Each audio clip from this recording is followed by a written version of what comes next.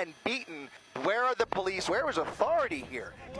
It was just after midnight in LA when a large group of pro-Israeli demonstrators swarmed the campus at the University of California, attacking a pro-Palestinian encampment, beating protesters and trying to tear down the barricades. Earlier, the university had declared the encampment illegal, which appears to have provided the spark for the counter-demonstrators to move in. The violence in LA was by far the worst since the anti-war encampments first emerged at Columbia University in New York 2 weeks ago and have since spread across the country. We will not rest, it's closed. Divest.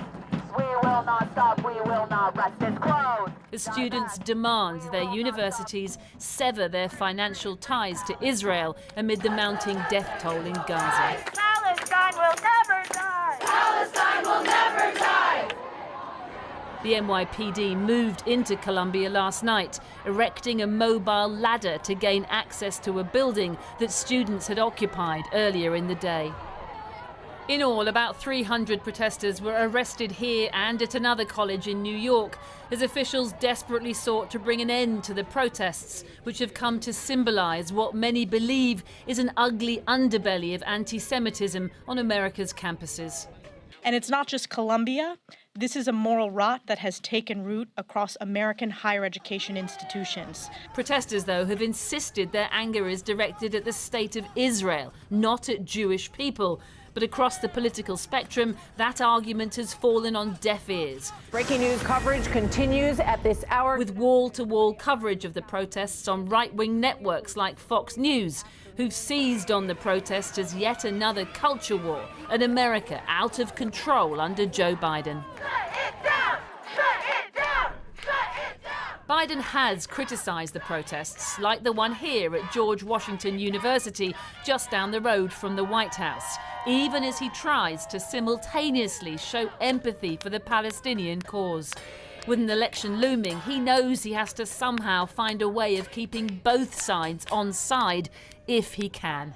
Not since the 1960s have American university campuses risen up to protest with such passion as they are now about the war in Gaza. And they're asking their universities to stop investing in companies that in some instances make the weapons and the planes that are being used by Israel to conduct its war in Gaza. That is the direct reason for this encampment. There is a goal with these encampments, and that is to have their universities divest. Stop putting student money towards bombing Gazan children. That's it. What about this idea, though, that some of it around the edges is veering in towards anti-Semitism? People are taught that critiquing Israel is the same as being anti-Semitic, when that's not true, and the people here will tell you that. But one of the people here is Jack Levine, a Jewish student who says he does feel offended by the protesters and their slogans. Their whole point is that they're okay with you being Jewish as long as you give up every value of being Jewish, supporting the Jewish state, supporting all Jewish values, which is democracy. These people that they're supporting would probably kill me on the spot. Here it goes. Here it goes. But the idea of using police to quell the protests, as they did today at the University of Wisconsin, could backfire, some say, especially since it runs the risk of fueling, not diffusing student anger. It's happening all over the country, and they will be suppressed, but they won't be silenced. This is going to continue. I think there's a real consensus around the need for divestment in the way that we saw with South African apartheid, and this is not going to go away, even if they shut down these encampments. 2 weeks to the day since it began, all that's left of the encampment at Columbia is imprints of the tents on the lawn.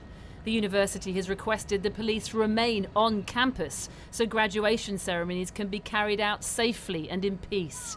But many of those students supposedly set to celebrate are the very same who insist their voices will not be silenced.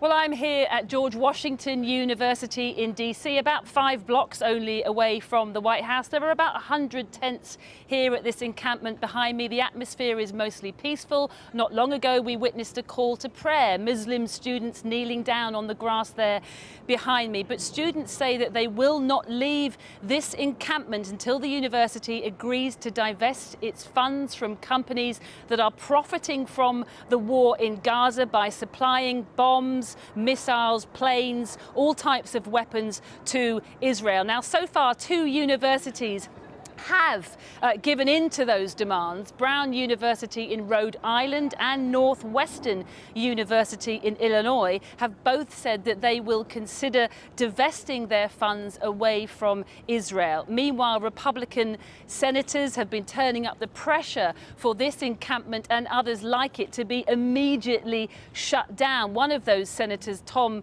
Cotton of Arkansas, putting the pressure on Joe Biden today when he said this rather controversially: another 4 years of Joe Biden means another 4 years of little Gazas, he said, referring to these types of encampments across the US. Now, later on today, a group of Republican lawmakers from Congress, including the hard-right firebrand Lauren Boebert, is due to descend here on this encampment and have a tour of it. So the atmosphere really here, I would say, is pretty febrile. Siobhan Kennedy. Well, let's talk now to one of the teaching staff at Columbia University in New York. Joseph Howley is an associate professor of classics who supports the pro-Palestinian protests on his campus. His office is in Hamilton Hall, the building that was occupied by the protesters until last night. What do you think of the university administrator's decisions to bring in the police? Well, I think that bringing the police onto campus should always be a last resort, and it's always a disaster. So we have to think about not just the decision to bring the police in, but the decision to not consult faculty in a robust way before that decision was made, and all the decisions made by the university leaders that got the protests and the conflict on our campus up to this point. Every single one of them has been a disaster. You will have heard the views of that Jewish student saying how he feels those protests make him feel. He feels intimidated by them. There must be many more like that. I mean, what do you think of their view and their right to feel safe? I think everyone has a right to their feelings of all sorts, and I think everyone has a right to be safe. I also think that if you were to come to our campus and speak to a really representative cross-section of our Jewish students, you would be speaking to Jewish students who are very unhappy about these protests. You would be speaking to Jewish students who are not sure what they think. And you would have to be speaking to the Jewish anti-war and anti-occupation students who have been at the heart of these protests since they began.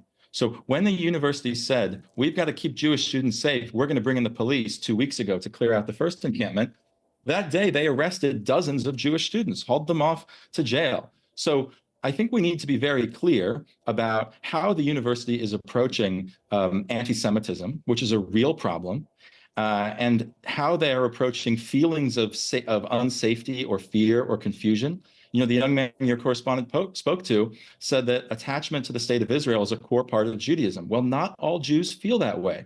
I and my Jewish colleagues have spent a lot of time this year trying to explain to our administration that there are many views about Israel, views about nationalism amongst many different Jewish communities and traditions. And I think what we're seeing right now with this extreme police violence, this breakdown of institutional trust, community, is what happens when you don't treat prejudice seriously, but you use the feelings of a few Jewish students as a fig leaf for suppressing all forms of political speech. Is there a danger that these protests, though, and the way that they're covered by the US media actually become a distraction?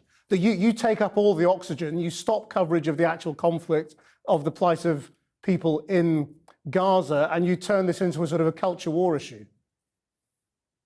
Well, I suppose that's up to the journalists and how much they actually want to come and talk to the protesters and ask the protesters what they are demanding, what they're asking for. The journalists who have come to our Gaza Solidarity encampment and spoken to our students will have found that they have very clear, reasonable, and specific demands about the university severing its relationship with companies that sell military equipment to countries that violate human rights law, and about the university disentangling itself from the current Israeli regime and its discriminatory policies and practices. So, you know, if the protests are a distraction, that doesn't mean that one shouldn't protest. It means that the media need to do their job better. But what do you think the protests are achieving? Well, the protest encampment here at Columbia has sparked a nationwide movement. It has shown young people a way. It has shown them that they are not alone. It has galvanized what was already a generational shift in attitudes towards the occupation, towards Israeli apartheid, even before October 7th. It's also, certainly here at my university, revealed things that otherwise were murky or unclear or disputed. So the protesters here have forced the university to clarify their willingness to suppress all speech on behalf of Palestine. They have forced the university to demonstrate what their true political priorities are. And just the other day, our university leadership issued a statement saying, we will never divest from Israel. So thanks to the protesters' work, we now have university leadership on the record about their commitment to remain invested in a regime that violates international human rights law and commits atrocities. That gives us all something much clearer to talk about in the weeks and months going forward. Joseph Howley, thank you very much.